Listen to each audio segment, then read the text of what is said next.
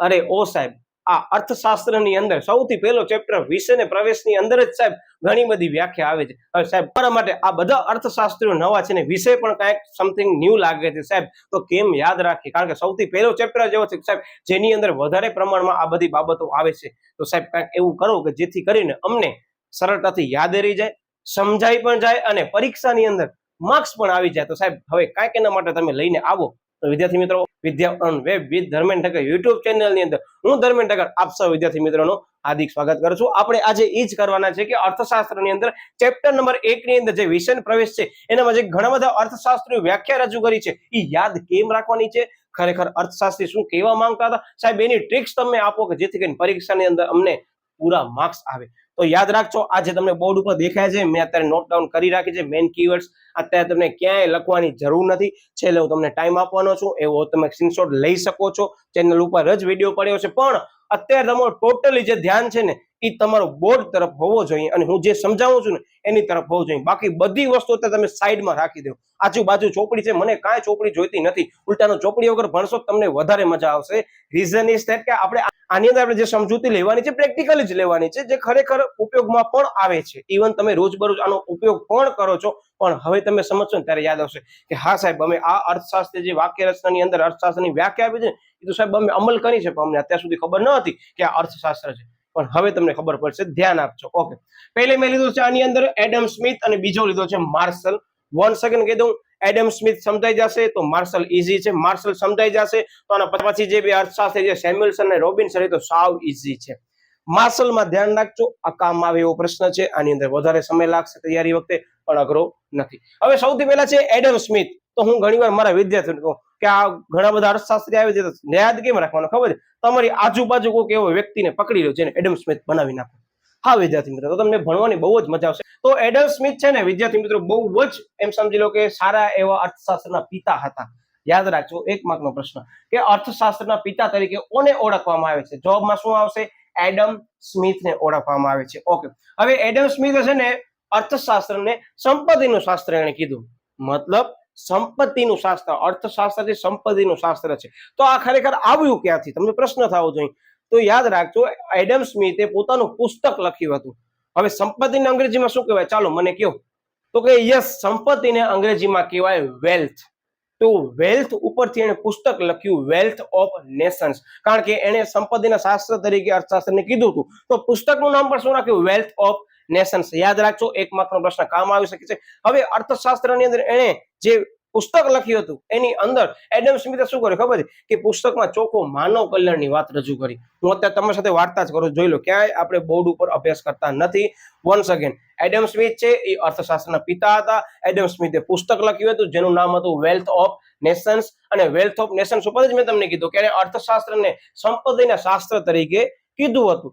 તો જે wealth of Nations પુસ્તક એમણે લખ્યું હતું ને વિદ્યાર્થીઓ, એડમ સ્મિથે, એની અંદર માનવ કલ્યાણની વાત કરી હતી. 4 મુદ્દા જોઈ લો તમારા અહીંયા થઈ ગયા બેઠા બેઠા રમતા રમતા. સૌથી પહેલો મુદ્દો, અર્થશાસ્ત્રના પિતા હતા, એમને પુસ્તક લખ્યું, પુસ્તકનું નામ હતું વેલ્થ ઓફ નેશન્સ, અને એને અર્થશાસ્ત્રને સંપત્તિના શાસ્ત્ર તરીકે ઓળખાયું હતું. અને જે વેલ્થ ઓફ નેશન્સ પુસ્તક હતું એની અંદર એને માનવ કલ્યાણની વાત કરી હતી. ઓકે, હવે એને શું કીધું ખબર છે?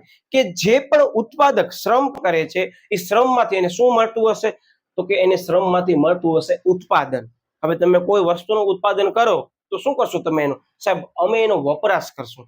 વપરાશ કર્યા પછી એનો શું કરશું? સાહેબ આપણે વિનિમય કરશું, જેને અર્થશાસ્ત્ર તરીકે ઓળખવામાં આવે છે. આવી વાક્ય રચનાની અંદર એડમ સ્મિથ પોતાના વિચારો અર્થશાસ્ત્રમાં ઉમેર્યા હતા કે અર્થશાસ્ત્ર છે આ વસ્તુ છે. આ હતી તમારી સમજૂતી. હવે ચોપડીની અંદર આવી જાવ, શું કે છે? તમને ચોપડી ખોલવાની જરૂર નથી. ઓકે, શું કહે છે? કે એડમ સ્મિથ છે એને અર્થશાસ્ત્રના પિતા તરીકે ઓળખવામાં આવે છે. મુદ્દા નંબર 1, એડમ સ્મિથે અર્થશાસ્ત્ર એ સંપત્તિનું શાસ્ત્ર છે એવું કીધું હતું. મુદ્દા નંબર 2, એને અર્થ આપ્યું હતું. શું કહે છે? કે ઉત્પાદક, જે મેં તમને વાત કરી કે ઉત્પાદક જે છે એ શ્રમ દ્વારા ઉત્પન્ન થયેલા ભૌતિક સંપત્તિના ઉત્પાદન, અહીંયા વર્ડ આવે છે યાદ રાખજો, ભૌતિક સંપત્તિ. ભૌતિક એટલે કે જે આપણે જોઈ શકીએ છીએ, બરાબર, જેને આપણે માણી શકીએ છીએ. ઓકે, તો ભૌતિક સંપત્તિના ઉત્પાદન સૌથી પહેલા આપણે શું કરીએ એકમની અંદર? સાહેબ આપણે કરશું ઉત્પાદન, પછી સાહેબ આપણે એનો વપરાશ કરશું, અને વપરાશ કર્યા પછી વિનિમય એટલે બીજાને આપશું, બરાબર. એટલે વિનિમયનો અભ્યાસ કરતું શાસ્ત્ર છે જેને આપણે શું કહીએ છીએ? અર્થશાસ્ત્ર. હવે તમે કે સાહેબ આ તો વ્યાખ્યા બહુ અટપટી છે, હજી કાંઈક સરળ કરી દો. તો હું તમને એમ જ કહીશ શું બની જાવ સાહેબ આપણે ઉત્પાદક બની જાય. હું ઉત્પાદક છું. માર્કર બનાવવા માટે મને શું કરવું પડશે સાહેબ તમને શ્રમ કરવો પડશે. શ્રમ કરીશ તો મને શું મળશે સાહેબ એનામાંથી ઉત્પાદન મળશે. ઉત્પાદન મળશે તો હું શું કરીશ સાહેબ એનો હું વપરાશ કરીશ. વપરાશ કરીશ તો હું બીજાને એ વસ્તુ આપીશ કે નહીં આપું. હા સાહેબ તમે એને બીજાને વસ્તુ આપશો તો એ જે બીજાને વસ્તુ આપી એટલે વિનિમય કર્યું એના બદલામાં તમે નાણાં લીધા હશે. બસ એનું અભ્યાસ કરતું શાસ્ત્ર એટલે અર્થશાસ્ત્ર. હવે સાવ સહેલી થઈ ગયો કે આમ પ્રેક્ટિકલી કરશું તો મજા આવશે.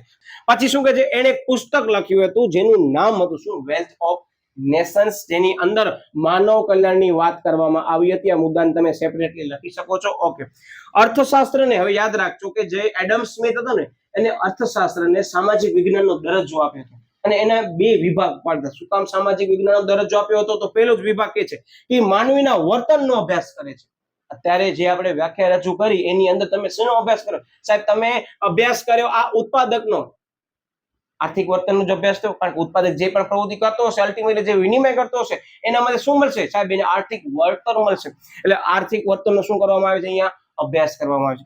બીજી વસ્તુ તેને અભ્યાસની પદ્ધતિને વૈજ્ઞાનિક છે એવું કીધું છે. મતલબ કે અર્થશાસ્ત્રની અંદર જે પણ તમામ સિદ્ધાંતો તમે આગળ ભણવાના છો, માંગનો નિયમ, પુરવઠાનો નિયમ, બરાબર, એવા ઘણા બધા નિયમો આવવાના છે.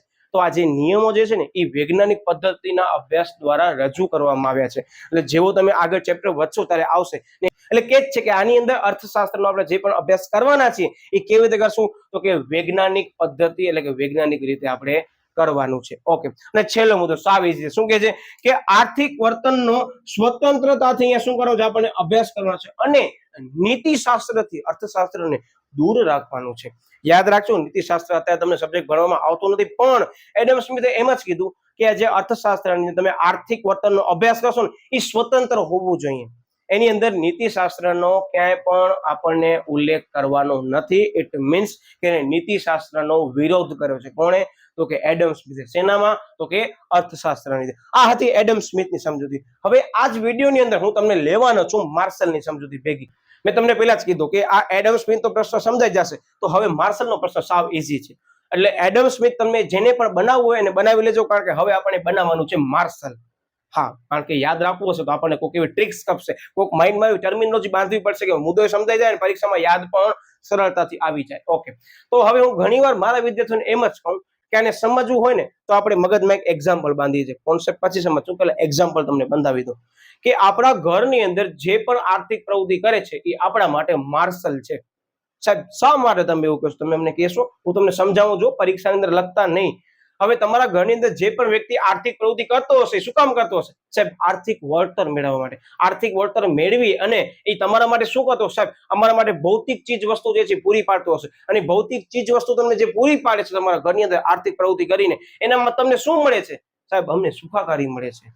તો આ જે સુખાકારી મળે છે એ ભૌતિક અને માપી શકાય તેવી હોવી જોઈએ, બરાબર? આવું માર્શલે કીધું છે. એટલે હું તમને ઘણી વાર કહું કે આપણને માર્શલ છે ને એ એક વ્યક્તિને ઘરમાં જે આર્થિક પ્રવૃત્તિ કરે છે ને એને બનાવી દેવાનો, એટલે સરળતાથી તમને મુદ્દો યાદ રહી જશે. હવે આપણે એને વિસ્તૃતમાં સમજીએ છીએ. વન્સ અગેન, માર્શલે પણ પુસ્તક લખી છે, વિચાર કરો. જેમ કેમ એડમ સ્મિથે વેલ્થ ઓફ નેશન્સ નામની પુસ્તક લખી છે, એમ માર્શલે પુસ્તક લખી છે પ્રિન્સિપલ્સ ઓફ ઇકોનોમિક્સ. જો મેં ચોપડી નથી ઉપાડી, પણ હું તમને જે રજૂઆત કરું છું, જે વાત કરું છું એ આપણે વાત કરીએ છીએ ને એ રીતે સમજજો તો બહુ જ મજા આવશે આ પ્રશ્નની અંદર.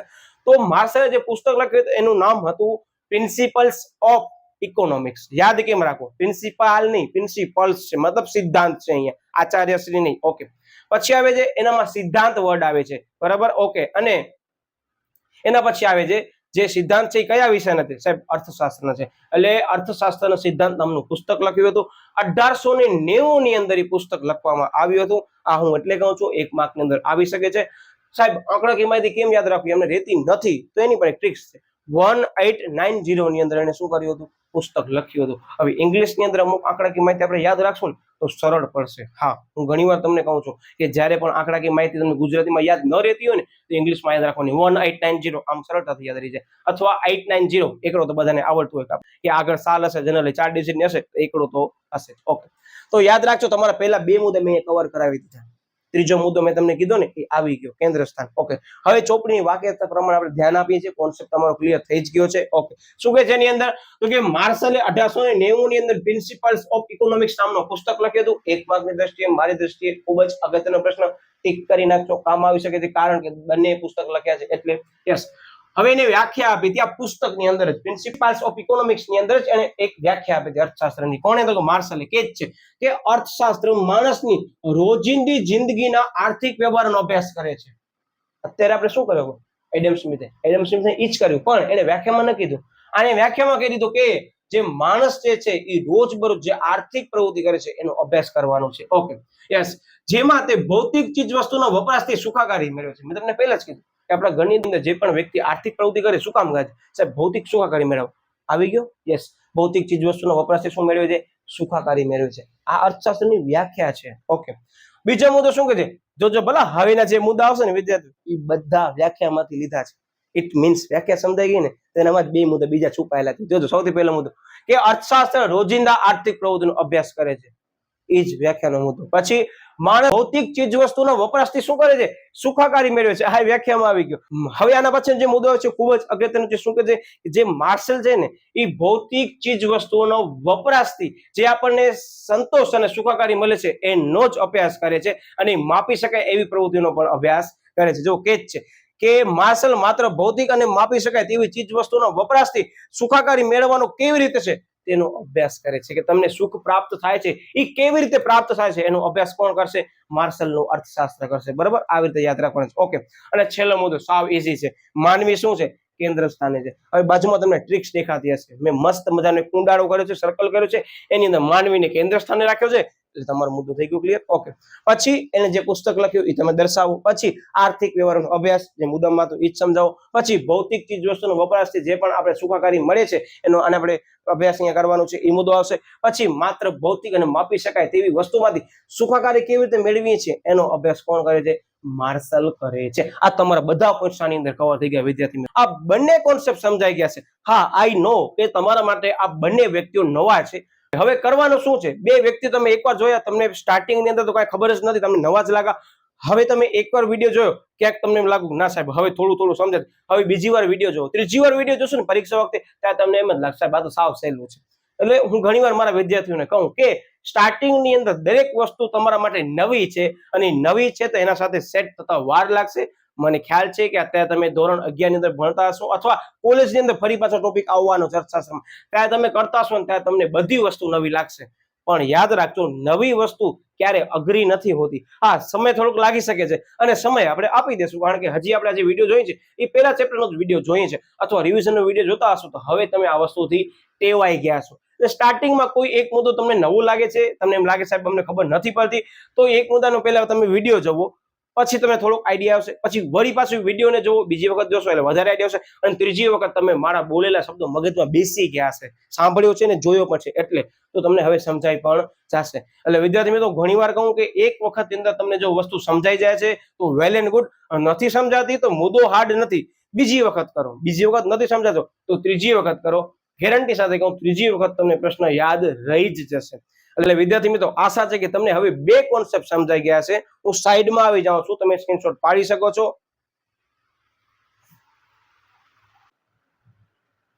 હવે ઓનો સ્ક્રીનશોટ તમે લઈ લો આકૃતિનો, બરાબર. ઓકે, હવે વિદ્યાર્થી મિત્રો ફરી પાછું નવા વિડીયો સાથે મળી રહ્યા છીએ, કારણ કે આના પછીના જે બે અર્થશાસ્ત્રની વ્યાખ્યા છે, જે વિચારધારા છે, બંનેની વ્યાખ્યા છે એ એકબીજા સાથે મેચ થાય છે.